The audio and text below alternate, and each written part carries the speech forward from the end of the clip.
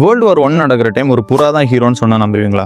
October 4ஆம் தேதி 1918ல 550 American soldiers ஒரு ஜெர்மனி டெரிட்டரிக்குள்ள இன்ஃபில்ட்ரேட் பண்ணி போயிருந்திருக்காங்க. இந்த அமெரிக்கன் ட்ரூப்ஸை இமீடியட்டா ஜெர்மனி சோல்ஜர்ஸ் சரௌண்ட் பண்ணி அட்டாக் பண்ண ஆரம்பிக்கிறாங்க.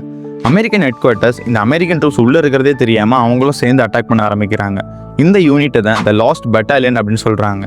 இந்த லாஸ்ட் பட்டாலியனுக்கு எந்த ஒரு கம்யூனிகேஷன் சோர்ஸுமே கிடையாது. கண்ணை கட்டி காட்டில் விட்ட மாதிரி அங்கேயே சுத்திட்டு இருந்திருக்காங்க. இவங்க அமெரிக்கன் ஹெட் குவார்ட்டர்ஸ்க்கு இன்ஃபார்ம் பண்றதுக்காக நிறைய புறாக்களை அனுப்பி இருந்திருக்காங்க. ஜெர்மனி சோல்ஜர்ஸ் இதை புரிஞ்சுக்கிட்டு வர எல்லா புறாவையுமே ஷூட் பண்ணி இருந்திருக்காங்க.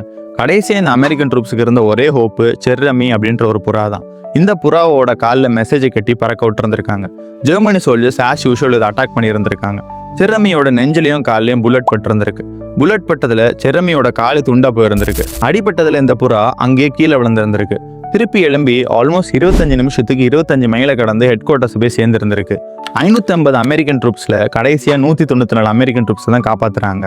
இந்த புறாவை ஒரு வார் ஹீரோன்னு நம்பி இதுக்கு மெடல்லாம் வேற போட்டு கொடுத்துருந்துருக்காங்க. இதே மாதிரி தான் நம்ம லைஃபுமே. நிறைய தடைகள் வரலாம், நிறைய பேர் நம்மளை கீழே தள்ளி விடலாம். ஆனா எப்பவுமே திருப்பி எழுப்பி நின்று போக வேண்டிய பாதையில போயிட்டே தான் இருக்கணும்.